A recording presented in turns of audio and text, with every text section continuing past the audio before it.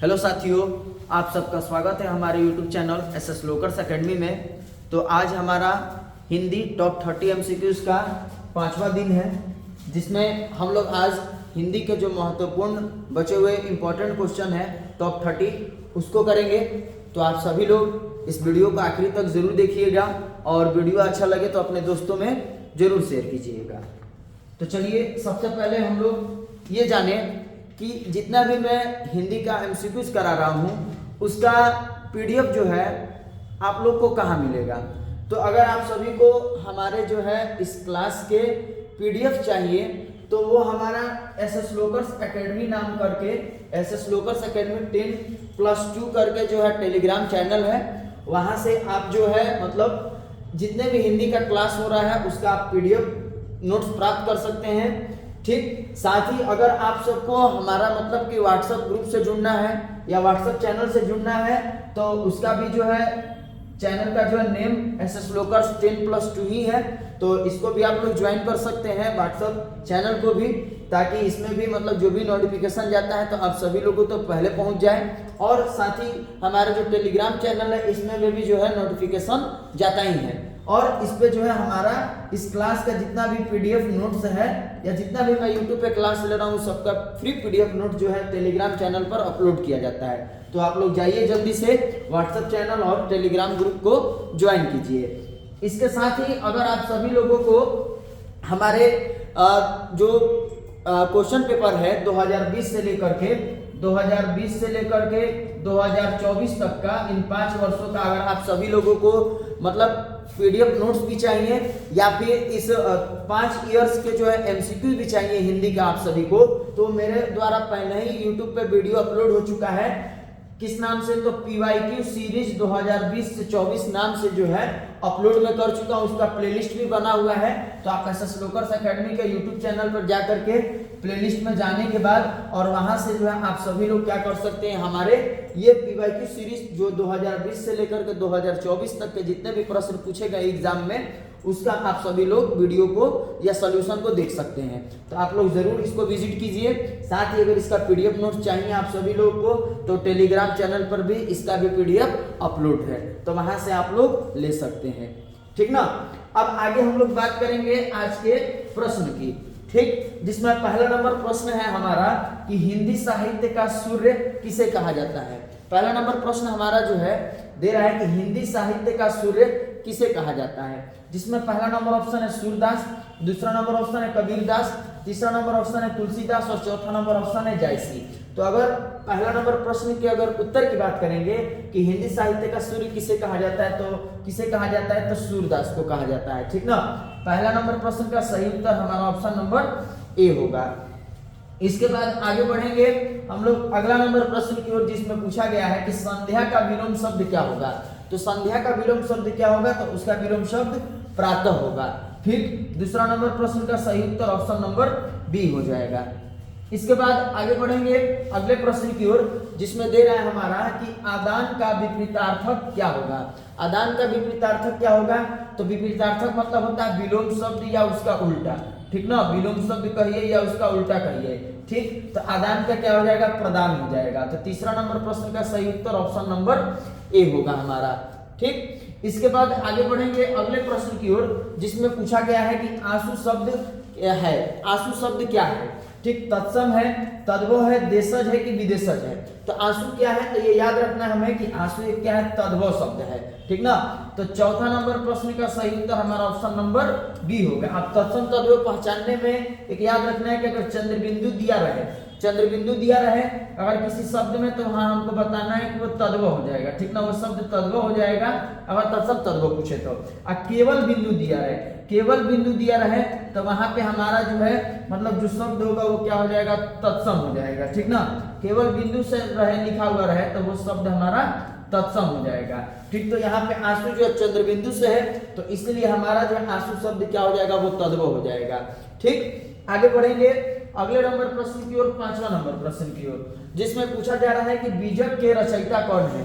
तो बीजक के रचयिता कौन होंगे, तो बीजक के रचयिता हमारे जो है कबीरदास होंगे। ठीक ना, कबीरदास के द्वारा जो है बीजक की रचना की गई है। तो 5वां नंबर प्रश्न का सही उत्तर ऑप्शन नंबर बी हो जाएगा। इसके बाद आगे देखेंगे हम लोग छठा नंबर प्रश्न को, जिसमें पूछा गया कि गोद में सोने वाला के लिए एक शब्द क्या होगा, या गोद में सोने वाला क्या कहलाता है। तो गोद में सोने वाला क्या कहलाता है, अंकशाई कहलाता है, ठीक ना।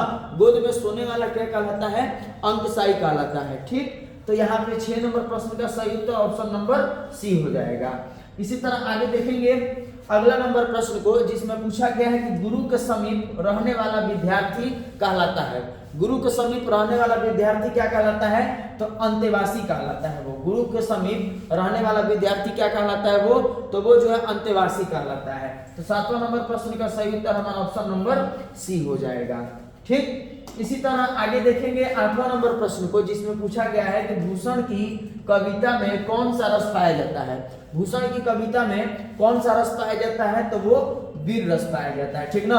तो 8वां नंबर प्रश्न का भी सही उत्तर ऑप्शन नंबर सी हो जाएगा, ठीक। इसके बाद आगे देखेंगे अगला नंबर प्रश्न को, जिसमें दिया गया है कि अनल शब्द का जो है, अनल शब्द का पर्यायवाची क्या होगा।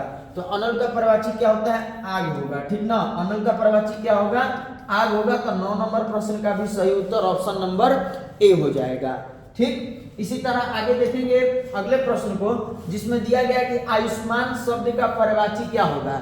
आयुष्मान शब्द का पर्यायवाची क्या होगा, तो आयुष्मान का पर्यायवाची का बात करेंगे तो आयुष्मान का पर्यायवाची क्या होता है, चिरंजीवी होगा, ठीक ना। आयुष्मान का पर्यायवाची चिरंजीवी होता है। तो 10 नंबर प्रश्न का सही उत्तर ऑप्शन नंबर सी हो जाएगा, ठीक। इसके बाद आगे देखेंगे अगला क्वेश्चन को, जिसमें बताया जा रहा है 11 नंबर में कि मैं असहाय विवश बैठी ही रही, उठ गया छौना मेरा।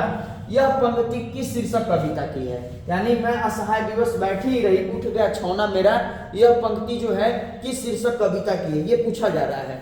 तो यह पंक्ति किस शीर्षक कविता की है, तो यह पंक्ति पुत्र वियोग पाठ से जो है यह संकलित है, ठीक ना। तो 11 नंबर प्रश्न का सही उत्तर ऑप्शन नंबर सी हो जाएगा। इसके बाद बात करेंगे अगला क्वेश्चन की, जिसमें पूछा गया है कि वाक्य के आवश्यक अंग कौन से हैं या कितने होते हैं। तो वाक्य के आवश्यक अंग कितने होते हैं, तो 2 होते हैं, एक उद्देश्य और दूसरा विधेय। एक होता है उद्देश्य होता है और दूसरा क्या होता है, विधेय होता है। तो ये याद रखना हमको कि एक उद्देश्य होता है, दूसरा विधेय होता है। तो ऑप्शन नंबर बी जो है 12 नंबर प्रश्न का यह सही हो जाएगा, ठीक। इसके बाद आगे देखेंगे अगला क्वेश्चन को, जिसमें कहा जा रहा है कि बातचीत शीर्षक निबंध के अनुसार जो कुछ मवाद या धुआं जमा रहता है वह भाप बनकर निकल पड़ता है कैसे, ठीक। मतलब पूछा जा रहा है कि बातचीत जो शीर्षक निबंध है उसके अनुसार जो कुछ मवाद या धुआं जमा रहता है वह भाप बनकर के निकल पड़ता है किसके जरिए, बहस करके, झगड़ा करके, बातचीत करके, या बातचीत के जरिए, या हंसने से। तो किससे निकल पड़ता है, तो बातचीत के जरिए से। बातचीत के जरिए से जो है ये जो कुछ भी हमारे अंदर मवाद या धुआं जमा रहता है वो भाप बन करके बाहर निकल जाता है। तो 13 नंबर प्रश्न का सही उत्तर ऑप्शन नंबर सी होगा, ठीक ना। इसके बाद आगे देखेंगे 14 नंबर प्रश्न को, जिसमें पूछा गया है कि शिवालय शब्द में कौन सा समास है। शिवालय शब्द में कौन सा समास है ये पूछा गया है। तो शिवालय शब्द का अगर समास की बात करेंगे इसमें कौन सा समास है, तो तत्पुरुष समास का प्रयोग किया गया है, ठीक ना। तो यह हमारा ऑप्शन नंबर सी जो है इस प्रश्न का ये सही हो जाएगा, 14 नंबर। इसके बाद अगला क्वेश्चन देखेंगे 15वां नंबर, जिसमें पूछा गया है कि तीर्थ यात्रा शब्द में कौन सा समास है। तीर्थ यात्रा शब्द में कौन सा समास है, तो इसमें भी क्या है, तत्पुरुष समास का प्रयोग किया गया है। तो ऑप्शन नंबर सी जो है इसका भी सही हो जाएगा, 15 नंबर प्रश्न का भी। इसके बाद आगे देखेंगे 16वें नंबर प्रश्न को, जिसमें कहा जा रहा है कि मालती जो है किस कहानी की पात्रा है। मालती किस कहानी की पात्रा है, तो मालती को याद रखना है कि यह रोज कहानी की जो है यह पात्रा है। और इसके अगर राइटर की बात करेंगे तो कौन होंगे, अज्ञेय जी होंगे, अज्ञेय। इनका पूरा नाम सचिदानंद हीरानंद वात्स्यायन अज्ञेय है। शॉर्ट में इनको अज्ञेय कहते हैं, उन्हीं के द्वारा लिखा गया रोज कहानी है। और इसी कहानी की पात्रा कौन है, तो मालती है। तो ऑप्शन नंबर बी जो है इस प्रश्न का उत्तर सही हो जाएगा, ठीक। क्लियर, आप सभी लोगों को समझ में आ रहा है ना। इसी तरह आगे भी हम लोग और 15-14 क्वेश्चन जो बाकी है उसको देखेंगे। तो आगे बढ़ते हैं हम लोग 17वें नंबर प्रश्न की ओर, जिसमें बताया गया है कि अंकुरित शब्द में कौन सा प्रत्यय है। अंकुरित शब्द में कौन सा प्रत्यय है। अभी हमने जो भी 4 क्लास लिया 30-30 क्वेश्चन का जो टॉप 30 एमसीक्यूज है तो उसमें ज्यादातर उपसर्ग का क्वेश्चन दिए थे।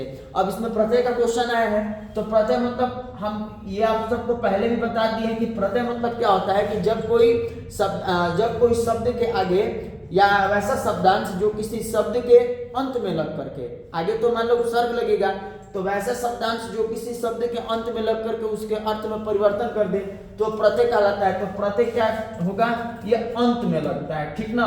और उपसर्ग क्या होता है, वो पहले लगता है। तो यहाँ पे अंकुरित जो शब्द दिया है इसमें कहा जा रहा है कि कौन सा प्रत्यय लगा है, तो अंकुरित, अंकुरित, रित, रित, इत, बोलने पर क्या हो रहा है, उच्चारण क्या हो रहा है, इत आ रहा है, अंकुरित, तो रित में इत, तो यहाँ पे ऑप्शन देखेंगे तो अ है, रित है, इत है और त है। तो यहाँ पे कौन सा प्रत्यय का प्रयोग किया गया है, तो इत प्रत्यय का प्रयोग किया गया, अंकुरित, रित, इत, इत आ रहा है। तो यहाँ पे 17 नंबर प्रश्न का सही उत्तर हमारा ऑप्शन नंबर सी हो जाएगा, इत प्रत्यय लगा हुआ है, ठीक। इसके बाद आगे देखेंगे अगला क्वेश्चन जो है 18वां नंबर, इसमें भी वही सेम प्रश्न दिया है कि हास्य पद, हास्यस्य पद शब्द में कौन सा प्रत्यय है, ठीक।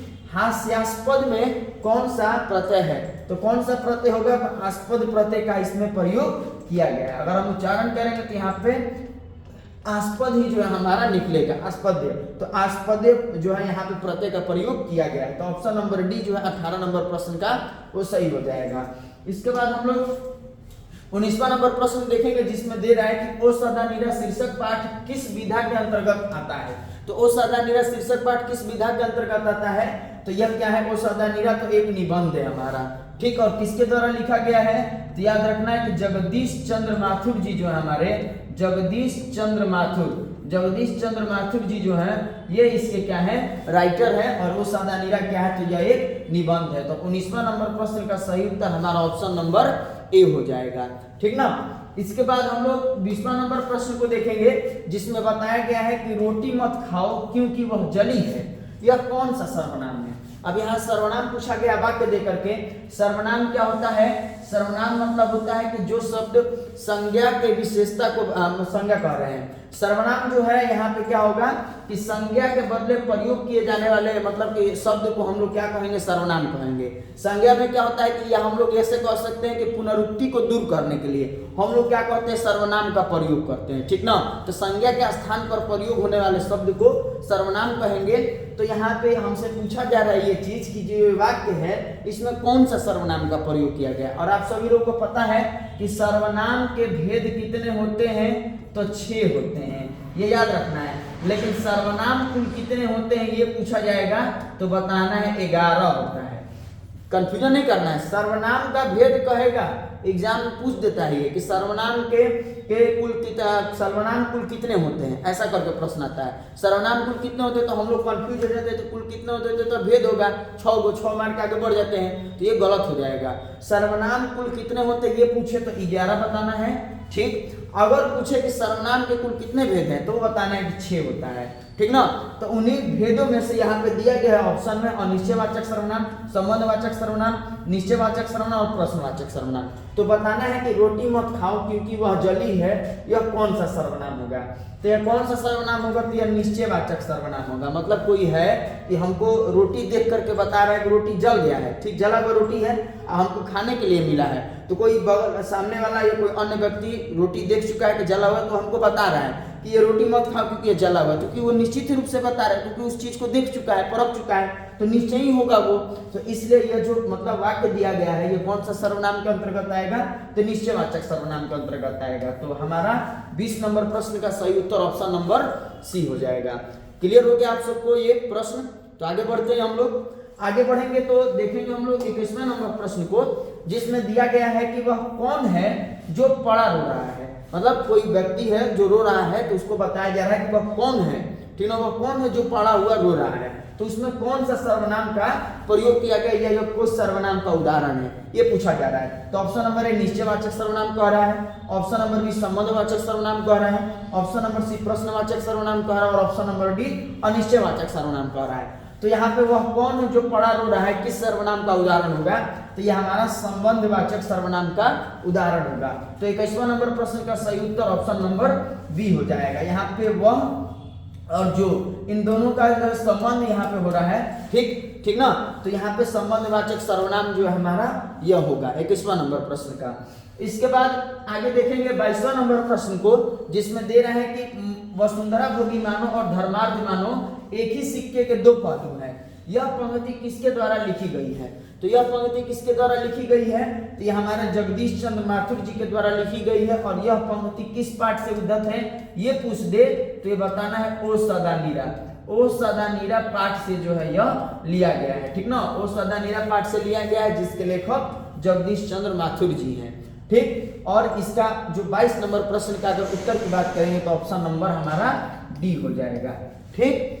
आगे देखेंगे अगला क्वेश्चन को, जिसमें बताया गया है कि मोहन राकेश के बचपन का नाम क्या था?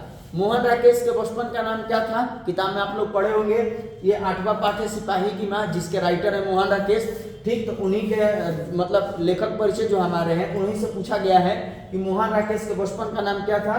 तो इनके बचपन का नाम मदन मोहन गुगलानी है, ठीक ना। मदन मोहन गुगलानी है, ये मुगलानी लिखा गया, गुगलानी होगा, ठीक। मदन मोहन गुगलानी, इसको हम लोग जो है आगे मदन मोहन गुगलानी हमको करना है, या मुगलानी दिया होगा तो मुगलानी करना है, कोई मिसप्रिंट नहीं है, क्योंकि चारों ऑप्शन में जो मुगलानी लिखा हुआ है, लेकिन मेरे अनुसार जो है किताब में गुगलानी लिखा हुआ है, तो मदन मोहन गुगलानी कर लेना है। बाकी आप लोग किताब में देख लीजिएगा, यहाँ पे टाइपिंग मिस्टेक हो गया है शायद, कि गुगलानी होगा कि मुगलानी होगा, लेकिन मैं कंफर्म तो नहीं बता पा रहा हूँ। बाकी किताब में जो है देख लीजिएगा आप लोग 8वां लेसन में सिपाही की माँ में कि इनका जो है पूरा नाम क्या है, तो मदन मोहन गुगलानी मेरे अनुसार दिया होगा, या फिर अगर नहीं मुगलानी दिया होगा तो मदन मोहन गुगलानी याद कर लेना है। तो ऑप्शन नंबर ए जो है हमारा ये सही हो जाएगा, ठीक ना।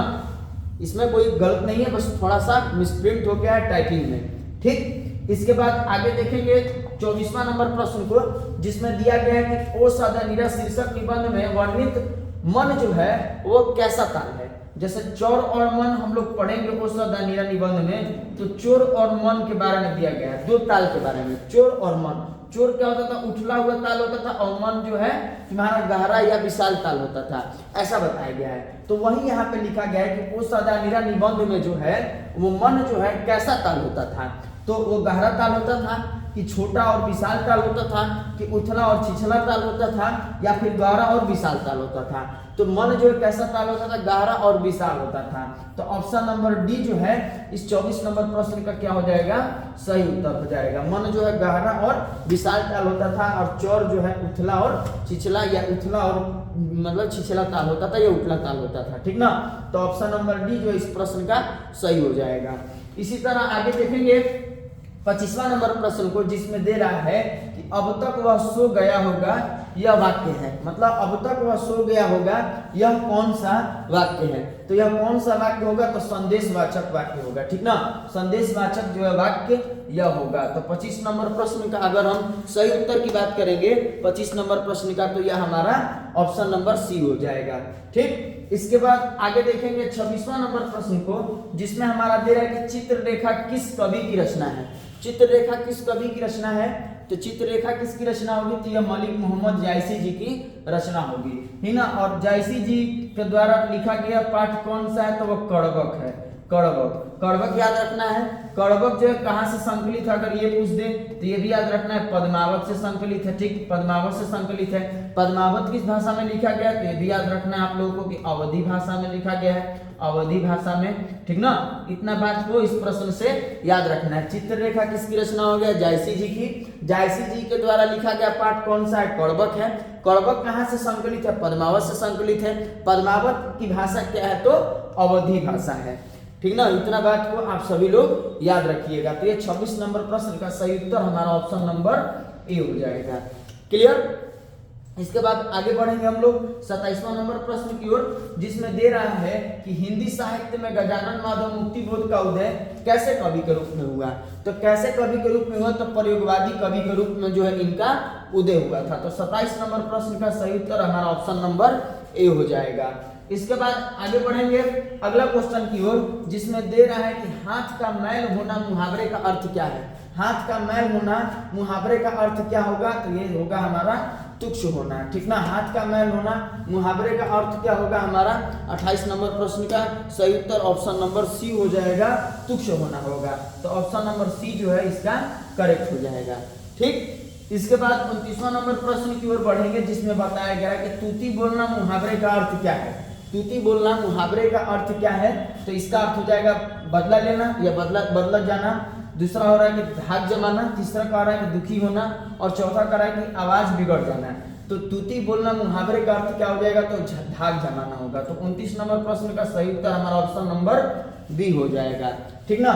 इसके बाद 30वां नंबर प्रश्न की बात करेंगे, तो इसमें दे रहा है हमारा कि ज्ञानेंद्र पति बिहार लोक सेवा आयोग द्वारा चयनित होकर किस पद पर पदस्थापित हुए। किस पद पर पदस्थापित हुए ये पूछा जा रहा है कि बिहार लोक सेवा आयोग द्वारा जो बीपीएससी है हमारा, तो बीपीएससी का इन्होंने एग्जाम दिया और उस समय ये चयनित हुए, तो ये किस पद पर कार्यरत हुए।